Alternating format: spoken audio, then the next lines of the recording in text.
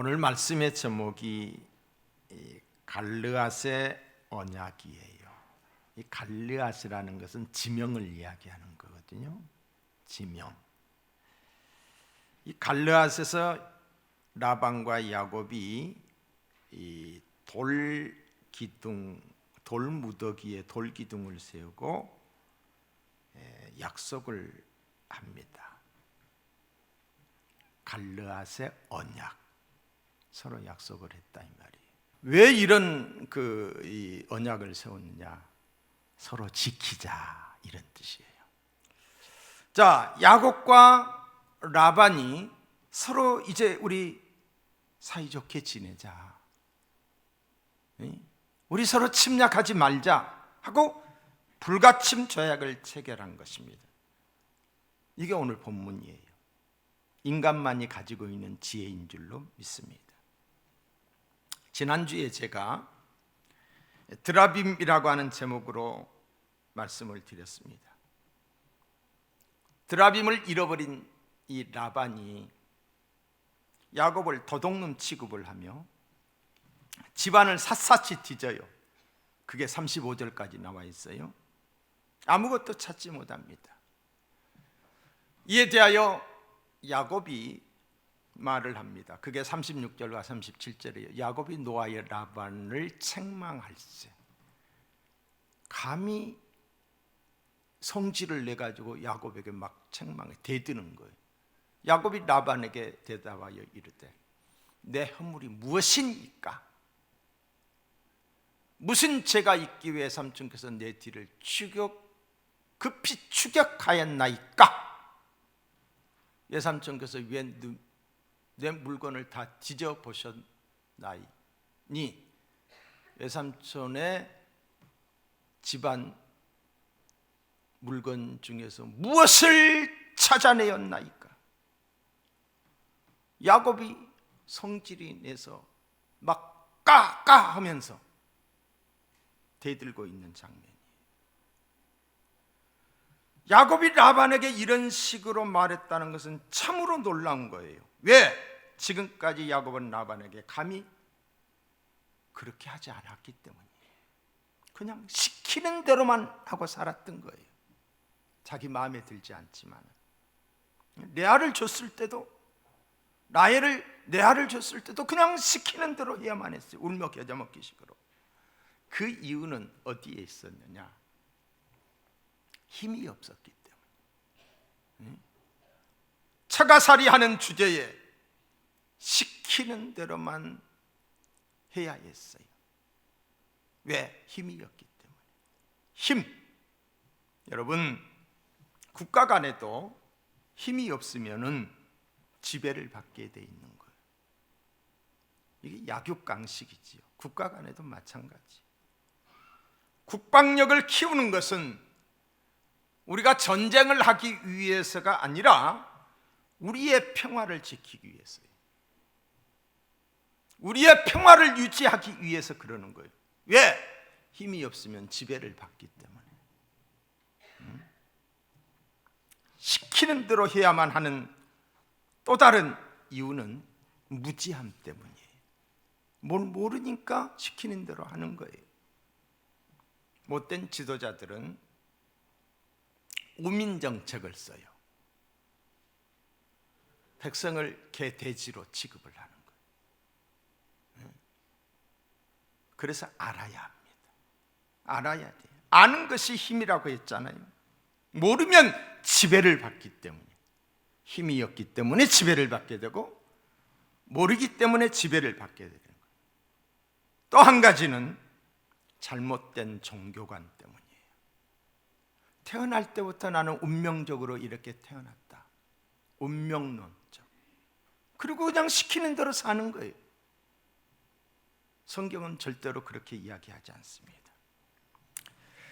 만일 라반에게 잘못 보였다가는 아내들과 자식들과 모든 것을 빼앗길지도 모른다는 그런 생각에 두려워 떨었을 겁니다. 왜 그랬을까요? 힘이 없었기 때문입니다. 그런데 지금 라반에게 감히 큰 소리를 치고 있어요. 대들고 있어요. 그 원인이 무엇일까요? 야곱에게 깨달음이 있었기 때문이에요. 깨달음은 사람을 한 단계씩 성장시켜 줍니다.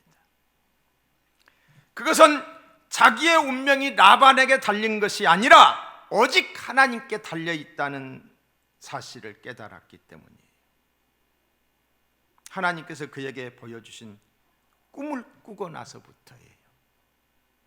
베델에서도 하나님이 그에게 꿈으로 명시하셨는데, 바로 31장 11절로 12절에도 보시면은 꿈의 하나님의 사자가 내게 말씀하기를, 야곱아 하기로 내가 대답하기를 여기 있나이다 하며 이르시되 내 눈을 들어 보라.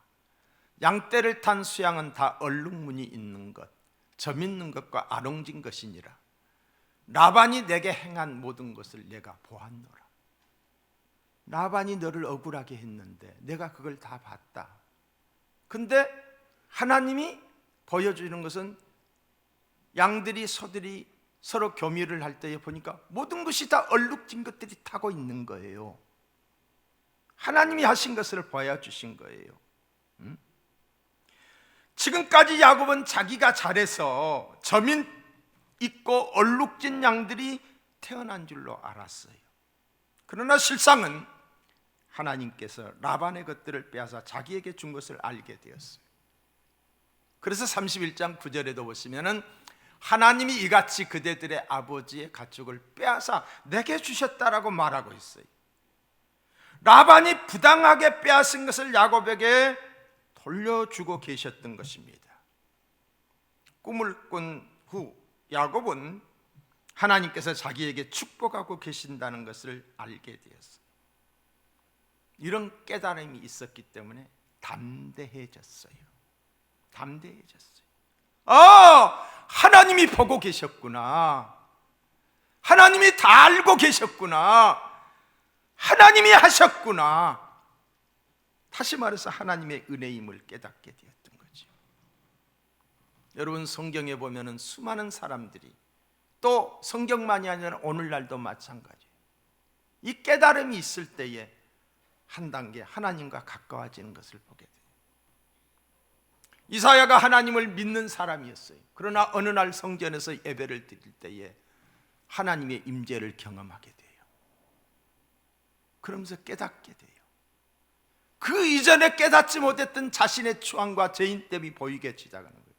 그래서 나로 내가 죄인입니다 라는 깨달음과 더불어서 나를 보내주소서 라고 고백을 하는 거예요.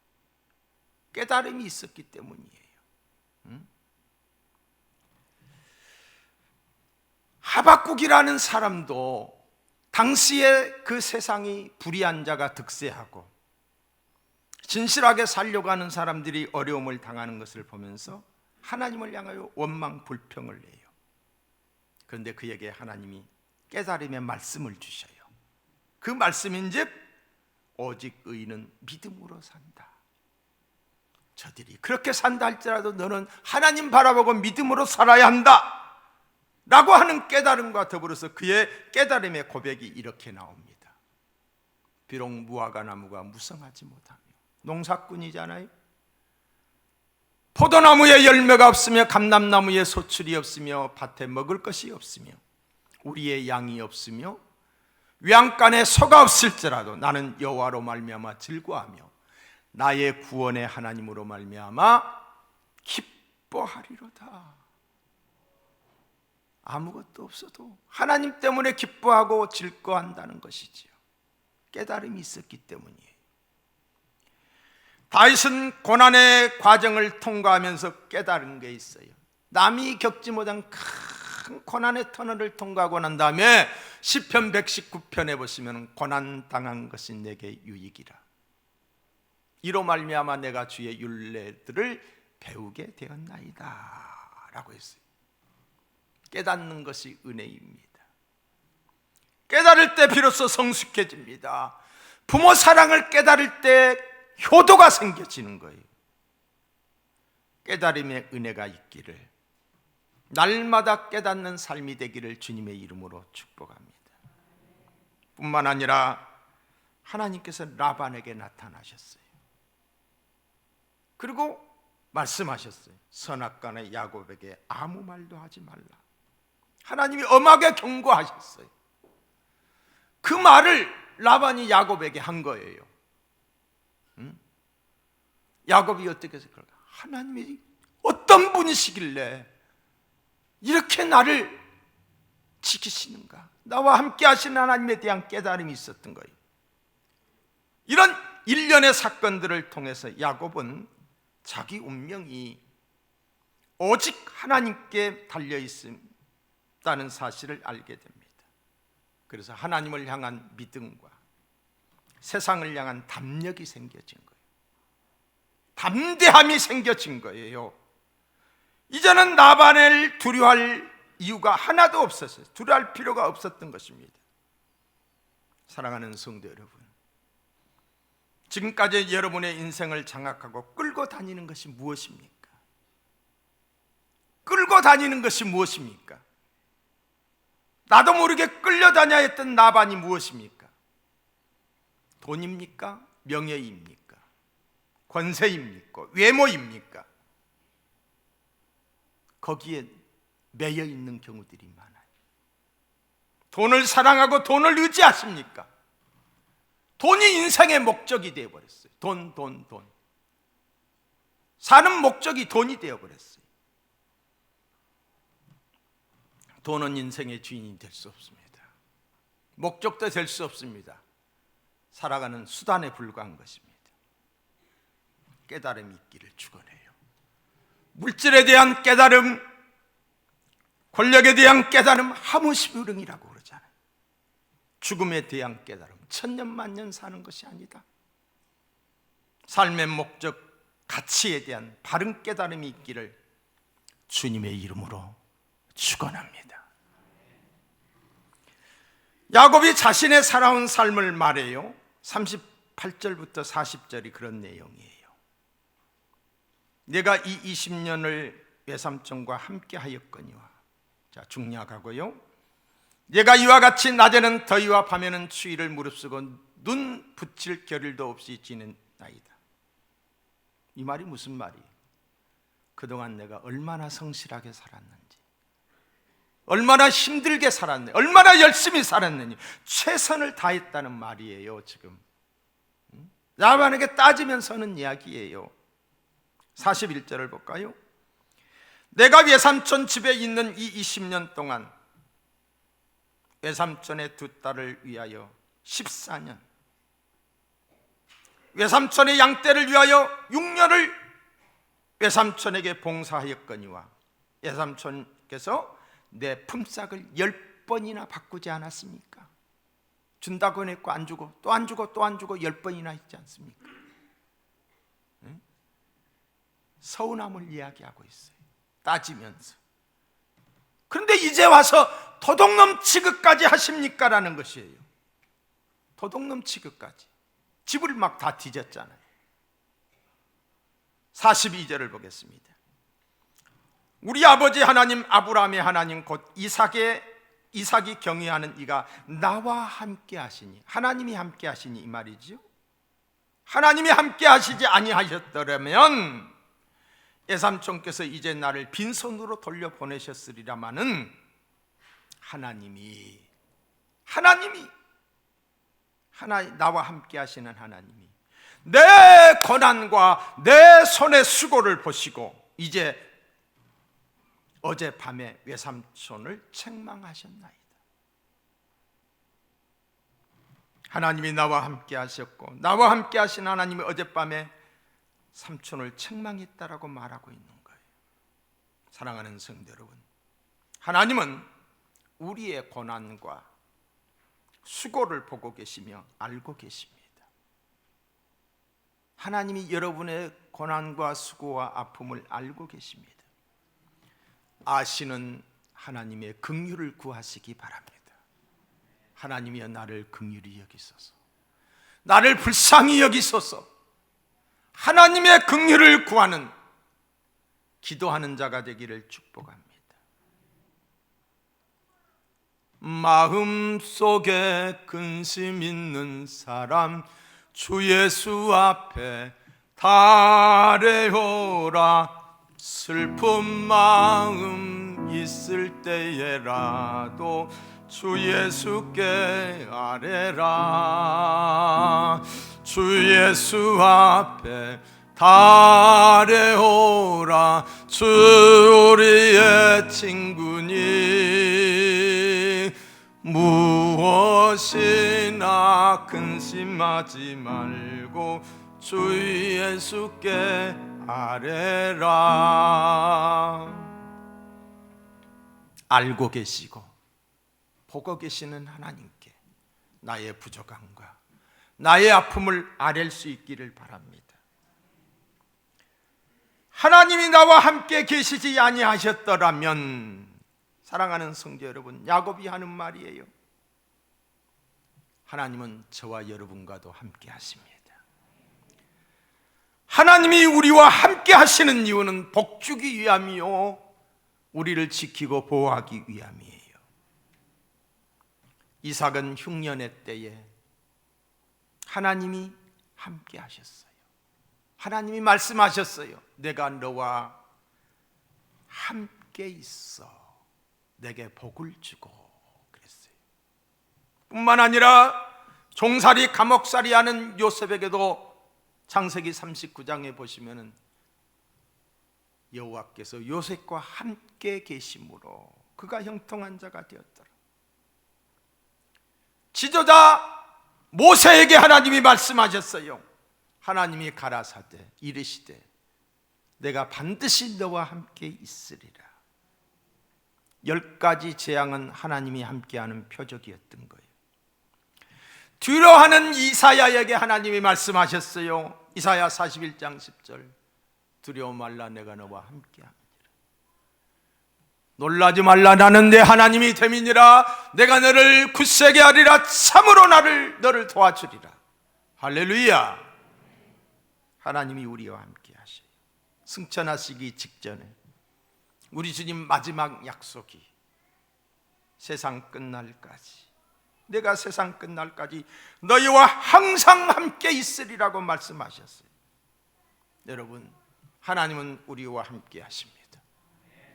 이 하나님을 의식하고 함께 하시는 하나님을 의식하고 하나님 함께 하시는 그 하나님을 인정하는 것이 신앙생활이에요. 그 하나님을 우리가 구체적으로 인정하는 삶이 무엇입니까? 하나님의 말씀을 상고하는 삶이에요. 하나님께 기도하는 삶이에요. 기도하고 말씀 보고 그러면서 하나님의 뜻이 어디 있는가? 하나님 뜻대로 사는 것, 이것이 하나님을 인정하는 삶이에요. 기도 없이 말씀 없이 얼마든지 봉사도 할 수가 있고 예배도 참석할 수가 있어요. 그러나 기도 없이 하나님의 말씀에 순종함이 없이 하는 모든 일들은 하나님의 역사를 제한하는 것들이에요. 아무리 열심히 한다고 한들 내 노력에 불과한 거예요. 함께 하시는 하나님의 도우심으로 살 수 있기를 주의 이름으로 축복합니다. 43절에 보시면은 라반이 야곱에게 대답하여 이르되 딸들은 내 딸이요 자식들은 내 자식이요. 네가 낳은 내 딸 내 것이요 네가 낳은 자식들도 내 것이라. 양떼는 내 양떼요 내가 보는 것은 다 내 것이라. 내가 오늘날 내 딸들과 그들이 낳은 자식들에게 무엇을 하겠느냐. 자, 여러분, 라반은 출가한 딸들과 그들이 낳은 이 자식들을 다 자기 것이라고 말하고 있어요. 자기 것인가요? 아니지요. 단지 친정 아버지잖아요. 그리고 손주들이에요. 잘못된 인식입니다. 내가 보는 양떼도 내가 보는 모든 것이 다 내 것이라. 분명히 야곱의 것인데 말입니다. 라반은 욕심이 많은 사람이에요. 어찌 그게 지 것이에요? 지 것이라고 생각했기 때문에 쫓아왔던 거예요. 뺏으려고. 그런데 하나님이 개입하신 거예요. 이런 욕심 때문에 다툼이 생겨져요. 이런 욕심 때문에 전쟁이, 싸움이 생겨지는 거지요. 여러분, 자식들은 결혼을 하면서 부모를 떠나는 거예요. 떠나야 되는 거예요. 정신적으로, 물질적으로, 경제적으로 독립을 해야 됩니다. 부모들도 보내야 되는 거예요. 이것이 성경의 가르침이에요. 창세기 2장 24절에 보시면 남자가 부모를 떠나 그의 아내와 합하여 둘이 한 몸이 이룰지라고 그랬어요. 남자가 부모를 떠나는 거예요. 여자가 출가하는 것은 한 몸이 되는 것이고, 남자가 부모를 떠나는 거예요. 독립된 인격체로, 가정으로서. 언제까지 품고 있어도 안 돼요. 보낼 때가 되면 보내야 되고, 언제까지 의지해서도 안 되는 거예요. 이게 성경의 가르침이에요.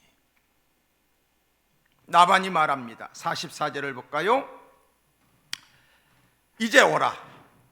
나와 내가 언약을 맺고 그것으로 언약을 맺고 그것으로 너와 나 사이에 증거를 삼을 것이니라. 이에 야곱이 돌을 가져다가 기둥으로 세우고, 중요하고요, 이 무더기가 증거가 되고 이 기둥이 증거가 되나니 내가 이 무더기를 넘어 내게로 가서 해하지 않을 것이요, 해치지 않는다는 거지요. 내가 이 무더기, 이 기둥을 넘어 내게로 와서 해하지 아니할 것입니다. 야곱과 라반이 언약을 맺습니다. 언약의 증표로 돌무더기와 돌기둥을 세웁니다. 하나님이 너와 나 사이에 증인이라고 말을 하며 돌기둥 증표로 서로 침범하지 말자, 불가침 조약을 맺는 거예요. 여러분, 성경은 언약의 책입니다. 성경은 언약의, 하나님의 약속의 책이에요. 우리를 향한. 예레미야 31장 33절 보면은 내가 이스라엘 집과 맺을 언약은 이러하니 곧 내가 나의 법을 그들의 속에 두며 그들의 마음에 기록하여 나는 그들의 하나님이 되고 그들은 내 백성이 될 것이라. 여호와의 말씀이라. 하나님의 법이 마음에 있고 그들의 생각 속에 있는 백성으로 삼겠다는 거지. 뿐만 아니라 레위기서 17장 10절에 보시면 너희 중 남자는 다 할례를 받으리라. 이것이 나와 너희와 너희 후손 사이에 지킬 언약이니라 그랬어요. 하나님이 말씀하시고 약속하신 것이 언약입니다. 약속하신 대로 이루어지는 것을 가리켜서 언약의 성취라고 그래요. 구약의 언약이 신약에서 성취됐지요. 예수님이 이 세상에 오셔서 십자가에 못 박혀 죽으신 것은 언약의 성취입니다. 말씀대로 됐다는 거지요. 이 언약을 믿는 자들이 구원을 얻는 거예요. 하나님이 세상을 이처럼 사랑하사 독생자를 주셨으니 이는 저를 믿는 자마다 멸망하지 않고 영생을 얻게 하려 하심이라. 기록된 언약의 말씀대로 사는 사람들을 가리켜서 언약도라고 그랬어요. 언약도. 스코틀랜드의 에딘버거 언약도들은 지붕이 없는 감옥에 갇혔어요. 창살도 없는 감옥에 갇혔어요. 얼마든지 담 넘어서 도망칠 수가 있었어요. 그런데 도망가지 않았어요. 그곳에 있으면서 18,000명이 순교를 당했어요. 왜? 하나님의 말씀 언약대로 살기 위해서. 거기서 넘어가면 괜찮은데 말씀대로 살기 위해서.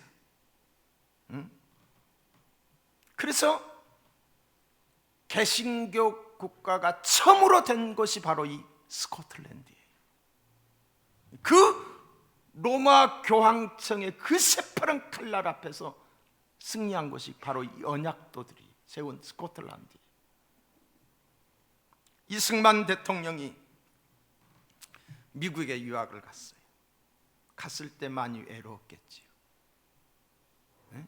그런데 그가 워싱턴에서 그가 미국 가서 처음 다녔던 교회가 바로 이 이 워싱턴의 언약도 교회였습니다. 그곳에서 그 스코틀랜드의 언약도의 후손인 티니스 햄님 목사님을 만나게 돼요. 그분으로부터 신앙적 지도와 학문의 지도를 받고 그분으로부터 세례를 받아요. 누구를 만나느냐 굉장히 중요한 거예요. 그를 가르친 사람이 누구냐? 언약도의 후손으로부터 받은 거예요. 근데 그 햄님 목사님이 그때 당시에 하버드 대학의 이사장이었어요. 많은 영향력을 받았던 거지요. 하나님의 언약을 중점으로 해석하는 것을 언약신학이라고 말해요. 그래서 우리가 신학교에 가서 공부를 할 때 언약신학이라는 과목이 있어요. 언약신학으로 성경을 쭉 해석을 해나가는 거지. 야곱과 라반의 불침진 조약을 보면서 저는 우리나라를 생각해 보았어요. 우리나라의 독립선언과 우리나라의 정전협정과 우리나라의 상호방위 조약을 생각해 봤어요. 독립선언, 선언이라 하면은 국가나 집단이 약속한 것을 널리 알리는 것을 선언이라고 그래요. 그래서 세계 인권 선언이라든가 뭐 독립 선언이라 이런 것이죠. 또한 국가나 집단이 서로 의논하여 결정한 것을 협정이라고 그래요. 협정. 한일 협정이다. 뭐 정전 협정이다. 이런 거 있잖아요. 그리고 국제법 주체 간에 명시적 합의를 하는 것을 가리켜서 조약이라고 그래요. 조약. 그게 바로 한미 상호 방위 조약, 뭐 강화도 조약 이런 것들이지요. 너와 나 사이도 좋아야 하듯이 사이가 좋아야 좋은 일이 있어지잖아요. 나라와 나라 사이도 관계가 좋아야 돼요. 나라와 나라 사이의 관계를 다루는 것을 가리켜서 외교라고 그래요. 외교를 잘해야 된다는 거지요. 외교를 어떻게 하는 나라에 따라서 나라가 망할 수도 있어요. 나라가 부강할 수도 있다는 거죠. 정말 외교를 잘해야 돼요. 구한말 일제말 강점기에 우리나라는 그 누구도 모르는 가난한 나라, 못 사는 나라였어요. 존재 자체가 없는 식민지의 작은 나라에 불과했습니다. 이런 시기에 한 사람의 영향력이 대단했어요. 그분의 외교력이에요. 그분이 바로 우남 이승만 대통령이에요. 그분의 잘못, 잘하고 못한 것, 잘못한 것이 없다는 것이 아니에요. 과도 있습니다. 그의 애교력은 오늘의 대한민국을 있게 했습니다. 공도 있지만 과도 있지요. 오늘 저는 좋은 점만을 이야기를 하려고 합니다. 저는 이 이승만에 대한 책을 요즘에 여러 권을 읽었어요. 보면서 야곱이 나그네 인생 130년 험악한 세월을 살았다라고 했는데 이분이야말로 정말 험악한 세월을 살았구나. 보세요. 그는 뭐예요? 옛날에 그 무슨 우리나라에서 했던 그 뭐 등용하는 그런 시험이 있었잖아요. 과거 제도가 폐지가 됐어요. 공부를 열심히 했는데 몇 번 떨어지다가 그때 당시에 양반들이 아무리 공부를 잘해도 자기 새끼들 다 거기다 넣었던 거지. 폐지가 되고 나니까 신학문을 배우기 위해서 배제학당에 들어가요. 배제학당에서 영어를 공부를 해요. 그러면서 신학문을 접하면서 우리나라가 개화가 돼야 된다. 이런 군주제, 이런 왕정 이런 것은 끝이 나야. 이거는 국가 반역이 제의했어요. 그래서 붙잡혀가게 되지요. 한성 감옥에 갇힙니다. 사형 선고를 받아요. 사형 선고는 목에 칼을 차고 있는 거예요. 손도 발도 다 묶어진 상태에서 고생을 해요. 그러는 과정에 선교사들의 이 탄원을 의해서 그가 사형이 면제가 돼요. 그리고 또 살다가 이제 석방이 돼요. 그게 5년 7년인가 돼요. 그때 그 시절에 그렇게 긴 세월을 감옥에서 살아요. 감옥에서 살 때 그곳에서 누구를 만나느냐? 하나님을 만나요. 성령 충만함을 받아요. 그리고 감옥에 있는 사람들을 한 명 전도하기도 어려운데 그가 성령 충만함을 받고 40명을, 같은 감방에 있는 사람들을 전도를 해요. 그 감방에 도서관을 만들어요. 선교사들이 갖다 주는 책을, 도서관을 만들어요. 그 안에서 스스로 공부를 하게 된 거예요. 스스로. 그리고 석방이 되면서 특사의 자격으로 미국에 갔지만 특사의 일은 제대로 되지를 않고 선교사들이 써주는 그 추천서에 의해서 대학에 들어가게 됩니다. 대학에 들어가요. 워싱턴, 조지 워싱턴 대학에서 석사를 해요. 그리고 하버드 대학에서 석사를 해요. 그리고 프리스턴 대학에서 박사 학위를 받게 돼요. 그 기간이 단 5년만이에요. 5년. 5년 동안에 한국의 사람이 언어는 어떻게 익혔으며 석사, 학사, 박사 이걸 다 통과를 하게 되는 거지. 대단한 거지요. 그러면서 정관계 인사들을 그가 사귀게 되고 학계의 사람들을 사귀게 되고 그를 가르쳤던 사람이 그 위에 대통령이 되잖아요. 월슨 대통령. 훌륭한 많은 목사님들과 친분을 얻게 돼요. 공부는 장학금으로 공부했지만 생활비가 없잖아요.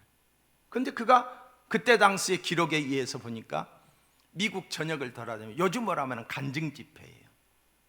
그 집회를 하고 다니면서 생활을 했던 거예요. 그러면서 많은 사람들을 알게 되고 대한 독립을 위해 많은 역할을 했습니다. 저는 이 이승만에 관계된 책들을 읽으면서 감동이 먹어졌어요. 이분이 없었다라고 한다면 우리나라는 공산주의 국가가 되었을 것이라고 생각을 했어요. 이승만은 공산주의를 경험하지 않았음에도 불구하고 그때까지만 해도 1917년 레닌에 의한 혁명이 일어나기 전까지만 해도 공산주의라는 거 하나의 책에 불과했어요. 칼 막스의. 경험하지 않았음에도 불구하고 공산주의를 너무나도 잘 아는 사람이었어요. 그래서 공산주의에 대한 것을 철저하게 방어했던 거지. 자, 그러니까 미국에서 그렇게 공부를 하고 그리고 활동을 하면서 임시정부가 세워지잖아요. 임시정부의 초대 대통령이 이승만이에요. 이승만. 그런데 좌우 합작을 해서 정부가 세워졌어요. 이승만은 자유민주주의고 이동희는 공산주의예요. 이동희는 총리예요. 그러니까 시작부터 월동주. 서로 생각이 저로 다른 거예요. 서부부터 싸움이 시작된 거예요. 그러면서 레닌의 돈을 받아가지고 독립운동을 하는데 여기서부터 헤게모니가 시작이 되는 거예요. 그러면서 이승만 대통령이 상해 임시정부에서 뭐예요? 박근혜 대통령 당했던 거 뭐죠? 탄핵을 당해요. 대통령이 탄핵을 당해요. 탄핵을. 그리고 1945년도에 통일과 더불어서 그리고 한국으로 돌아와 가지고 우리나라 건국 대통령이 되죠. 건국 대통령이 돼 가지고 이 6.25 동란이라는 이런 걸 다 겪으면서 그리고 또 4.19 혁명을 통해서 그가 우리나라에서 또 쫓겨나요. 쫓겨나서 상하이 어디예요? 거기가 하와이에 가가지고 10년 동안 그곳에 살면서 양로원에서 요양원에서 쓸쓸히 죽어가신 분이 그분이 그야말로 파란만장한 삶을 살았던 분이시다 이런 생각을 해요. 1941년 이승만 대통령은 책을 쓰게 됩니다. 일본 내막기라고 하는 책을 써요. 다시 말해서 일본의 가면을 벗기다라는 그런 책이에요. 이 책은 일본이 미국을 공격한다는 내용을 싣고 있어요. 그러니까 이승만은 국제 정치 아주 앞을 내다보는 사람이었어요. 공격할 것이다. 미국과 일본이 붙어야 대한 독립이 있을 것이다. 이것도 주장한 사람이에요. 그러니까 당시의 사람들이 미친 사람 취급을 했어요. 누구도 인정을 해주지 않았어요. 어떻게 일본이 미국을 침공하냐. 그런데 이 책이 발간되고 4개월 후에 미군이 진주만 폭격을 하게 된 거예요. 그때 당시에 2,400명이 죽게 돼. 미군이, 군인들이. 그리고 그 함대들이 다 그냥 물에 가라앉게 되는 거지. 엄청난 손실을 갖게 되는 거지. 비로소 이때부터 이승만이 쓴 책이 주목을 받게 됩니다. 예언자 취급을 받게 됩니다. 그 어떤 한국 사람이 영어로 책을 써서 미국에서 베스트셀러가 된 자가 누가 있습니까? 더군다나 그때 그 시절에. 그래서 결혼한 지 10년 만에 책 써가지고 자기 집을 겨우 구했다고 그랬어요. 집 없이 살다가. 여러분, 대지라는 소설 펄벅 여사예요. 이 사람은 중국에서 살았던 사람이에요. 동남아시아를 너무 잘 아는 사람이에요. 그 사람이 이 이승만이 쓴 이 일본 내막기의 책을 읽고서 서평을 했는데 뭐라고 했냐면은 무서운 진실을 알리는 책이라고 했어요. 무서운 진실을. 그때 당시만 해도 미국 사람들이 일본을 잘 몰랐거든요. 좋은 나라로만 생각을 했거든요. 그런 말을 했습니다. 알고 싶지, 믿고 싶지 않지만은 이 책은 미국인이 다 읽어야 한다라고 했습니다. 이 책을 통해서 일본의 실상과 미국의 진실을 알리게 되는 거지요. 이로 인하여 친일 여론이 악화되기 시작했어요. 좋게 생각했던 여론들이. 뿐만 아니라 대한 독립을 위한 여론이 만들어지기 시작했어요. 이름 없는 나라, 식민지 작은 나라에 대한 독립에 대한 여론이 형성이 되면서 뭐가 만들어진지 아세요? 우표까지 만들어져요. 어떻게 저런 일이 있을 수가 있어요? 대한 독립을 위해서 미국에서 우표까지 만들어진다니까요. 이 책의 마지막에 보면은 이런 내용이 있어요. 마침내 세계의 자유민주주의 세력들은 일본을 그들의 섬나라로 쳐밀어 넣을 것이고, 자유민주주의 세력들은 그날이 오면 대한민국은 자유국가들의 대열에 참여하게 될 것이고 다시금 조용한 아침의 나라로 알려지게 될 것이다. 그렇게 됐어요. 그가 쓴 대로 그렇게 됐어요. 연합국 측은 제2차 세계대전이 끝나가고 있는 것을 직감을 하면서, 연합국이 어디였어요? 미국과 영국과 소련이었죠. 전후 처리를 위해 여러 차례의 회담을 갖게 됩니다. 그 첫 번째 회담이 1943년 카이로의 회담이에요. 미국과 중국과 그리고 영국의 대표가 모여서 그들이 선언을 하게 되는데, 적절한 과정을 거쳐서 대한 독립을 하게 된다. 대한민국의 독립을 선언하게 돼요. 적절한 과정을 거쳐서. 그러니까 당시에 미국의 대표였던 루즈벨트 대통령은 적극적으로 대한 독립을 주장한 거예요. 그런데 영국의 수상이었던 처칠은 그때 당시만 해도 영국이 세계 전역에 자기의 식민지 국가가 많았잖아. 이런 것들 때문에 설끝 환영을 하지 않은 거예요. 그리고 중국의 대만 총통이었던 누구예요? 그분은 한국은 우리나라의 속국이었다. 청일전쟁 이전으로 돌아가면 된다. 이렇게 주장을 했던 거예요. 그래서 다 흔쾌히 합의를 안 되니까 적절한 과정을 거쳐서 대한민국의 독립을 선언한다라고 결의를 했습니다. 수많은 식민지가 있었지만은 이 선언문에 코리아라고 하는 단어가 2번이나 이 선언문에 명시되어 있었다는 거죠. 이거는 뭐냐? 이승만의 외교적 결과인 거예요. 당시 루즈벨트 대통령의 아내와 친분을 가지고 있었고 루즈벨트 대통령의 보좌관과 아주 가까운 친분을 가지고 있었기 때문에, 그리고 이 선언문을 작성한 게 그 루즈벨트 보좌관이 있었다는 거예요. 이 외교적 성과라는 거죠. 대한 독립. 두 번째 회담의 1945년 2월에 크림반도 얄타에서 미국의 루즈벨트와 그리고 영국의 처칠과 소련의 스탈린이 모여서 일본이 패망하면 한반도에 주둔해 있는 일본군의 무장 해제를 위해서 북이 38도선을 군사 경계 분계선으로 설정해서 남쪽은 미국이, 그리고 북쪽은 소련이 점령 주둔하기로 합의를 했어요. 이 결정에 따라 소련군이 해방 직후에 평양에 들어오게 된 거지요. 미군은 9월 초에 서울에 들어와 일본군의 무장 해제를 하게 됩니다.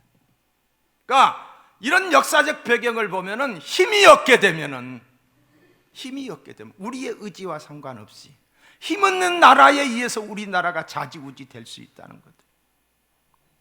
한반도의 분할은 우리의 의지와 상관없이 강대국들에 의해서 결정된 것입니다. 힘없는 민족들의 당해야 하는 서름이지. 오늘날까지 이 분단과 이 산의 아픔이 우리에게 주어지는 게 이것 때문, 이런 것들 때문이에요. 세 번째로 열린 회담이 포츠담 회담입니다. 1945년 7월.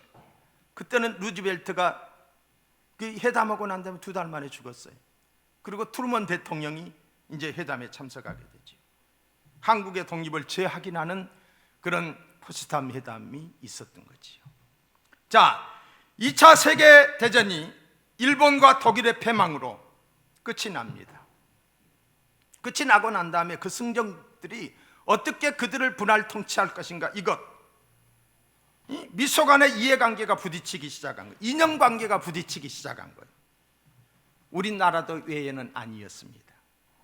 일본이 1945년 8월 15일 항복하면서 대한민국에 대한 대한 독립에 대한 꿈이 마침내 실현되는 듯 싶었어요. 모두가 다 기뻐했어요. 그러나 광국의 꿈은 잠시. 알타 회담에서 결정된 대로 일본군의 무장 해제를 위해 미군과 소련군이 주둔하게 됩니다. 우리나라에 들어오게 돼요. 38선은 미국과 소련의 점령지를 구분짓기 위한 단순한 경계선이었어요. 그런데 소련은 철조망을 쳐서 왕래를 막아버립니다. 소련은 김일성이를 앞세워 공산화를 이루려고 합니다. 국제적으로도 국내적으로도 이념적인 대립이 극심한 상태에서 좌우 대립이, 전 국민의 78%가 자유민주주의보다 공산주의를 선호했어요. 자, 그때 그 사진 좀 적어보세요. 전 지도가 다 공산화가 빨갛게 돼버렸어요. 그때 상황이. 근데 보세요, 저 끄트머리 한반도, 저기만 자유민주주의가 됐던 거예요.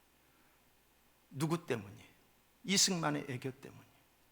이승만의 자유민주주의적인 성경에 갇히한 이 사상을 그가 미리 깨달았기 때문이에요. 미국 국무장관 딘 에시즌이 1950년 1월 달에 6.25가 나던 해있지요. 한국을 태평양 지역 방위선에서 제외한다는 에디슨 선포를 하게 됩니다. 에디슨 라인 선포를 하게 돼요. 북한은 이 기회를 기다렸다는 뜻이 소련의 전적인 지원을 받아서 남침을 하게 됩니다. 그게 바로 6.25 전쟁입니다. 6.25 전쟁은 3년 1개월 동안 전 국토의 80%를 초토화를 시키지요. 전쟁이 일어나자 이승만 대통령은 미국에 있는 여러 채널을 통해서 알리는 동시에 유엔의 도움을 요청합니다. 이게 이승만의 외교 능력이에요. 트루만 대통령에까지, 빌리그리암 목사님을 통해서 트루만 대통령에까지 전화를 하게 돼요. 전쟁이 일어나는 그날 그 새벽에 발빠르게 움직이게 되지. 그리고 유엔이 창설된 지 얼마 되지도 않았는데 유엔이 한국전에 동참하게 되는 거예요. 물자를 동원하는 데까지 뭐 31개국기가 된다라고 내가 들은 것 같아요. 물론 하나님이 이 전쟁에 개입하셨어요. 하나님이 우리 선진들의 기도를 들으셨어요. 낙동강까지 밀렸던 전세가 역전되었습니다. 유엔군이 참전했기 때문이죠. 압록강까지 진격합니다. 그런데 중공군이 개입함으로써 전쟁의 양상이 다시 바뀌어지게 됩니다. 38선을 경계로 밀고 밀리는 전쟁이 아주 지루하게 진행됩니다. 군사적으로 남북한의 문제를 해결하기 어렵다고 판단한 연합군, 중공군과 소련군 그리고 미군이 1951년부터 휴전을 위한 만남을 시작했고 1953년 7월 23일 드디어 38도선의 군사 분계선을 경계로 정전협정을 제안합니다. 정전협정이 뭡니까? 일시적으로 전투를 중단한다는 거예요. 휴전하자는 거, 좀 쉬자는 거지. 일시적으로. 지금 우리나라는 전쟁이 끝난 게 아니에요. 그냥 휴전 상태에 있는 거지요. 그런데 당시 이승만 대통령은 정전협정보다는 북진 통일을 주장을 했어요. 그리고 방공포로 석방을 고집했습니다. 이런 이승만의 행동에 미국이 분노를 합니다. 그리고 이승만을 제거하는 계획까지 세웠다고 합니다. 미국의 분노와 자신의 안위에 대한 위험에도 불구하고 고집을 냈던 것은 공산체제에서 신음할 북한의 주민들의 노예적인 삶과 대한민국의 미래를 생각하였기 때문이라고 합니다. 이런 과정에서 뭐가 성립이 됐냐? 한미방위조약이 성립이 돼요. 저게 한미방위조약을 선정하는 그날이에요. 이후 이승만 대통령은 미국과 끈질긴 회담 끝에 북진 통일을 포기하고 정전협정에 동의하는 대신에 이 한반도에 미군이 주둔하며 전쟁이 발생 시에 미군의 자동 개입을 보장하며 한국의 군사력 증강을 합의하는 한미 상호 방위 조약, 한미 동맹을 체결하게 된 거예요. 이게 신의 한 수였어요. 한미 방위 조약. 그러면서 전쟁 후의 복구와 경제 원조를, 큰 경제 원조를 제공할 것을 또한 제안을 합니다. 당시 미국으로서는 그야말로 불공평한 조약이었어요. 어이없는 기가 찬 제안이었을 거예요. 이로써 맺어진 한미동맹은 동아시아의 장기적 평화를 정착시키게 되었고 오늘의 대한민국 자유민주주의와 경제 부국을 이루게 된 줄로 믿습니다. 여러분, 1903년이에요. 이승만 대통령이 감옥에 갇혀 있으면서 그가 쓴 글입니다. 저는 이 글을 읽으면서 얼마나 감동이 되든지, 하나님 이런 우리의 선조가 있었기 때문에 하나님이 이 사람의 예언자적 그 말씀을 그대로 이루어 주셨구나. 감옥에 있으면서 쓴 거요. 30살도 안 됐을 때. 보세요. 우리도 오늘부터 깨달아 우리 손으로 힘들여 영국, 미국 같이 만들어 놓고 세계에서 가장 못 사는 나라가 영국, 미국을 만들어 놓는다는 거예요. 세계 각국에 대한 선교사를 파송하여, 선교사를 파송한다. 전 국민의 기독교인이 2%도 안 된데 전 세계에 선교사를 파송하여 야만과 미개한 민족들에게 전도할진대 우리의 나중복도 크겠고 우리의 권리도 커지겠고 우리나라의 영광도 영국과 미국같이 드러날지니라. 세상에 그런 비전을 품을 수 있는 그런 때가 아니에요. 그런데 그런 비전을 품었어요. 하나님이 주신 비전이었겠지요. 하나님이 함께하는 대통령, 하나님이 함께하는 이승만의 선진한국과 선교한국의 비밀을 선포한 대로 여러분, 우리나라는 선진대국이 됐지 않습니까? 우리나라는 선교한국이 됐어요.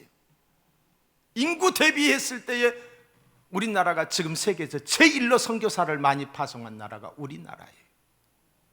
미국이 많이 보내고 있고 하고 있지만은 미국은 우리나라의 몇 배의 경제력과 인구가 많잖아요. 그러나 우리나라는 작은 나라인데 대비해서 볼 때 프로테이지로 보면 우리나라가 최고로 많이 하고 있어요.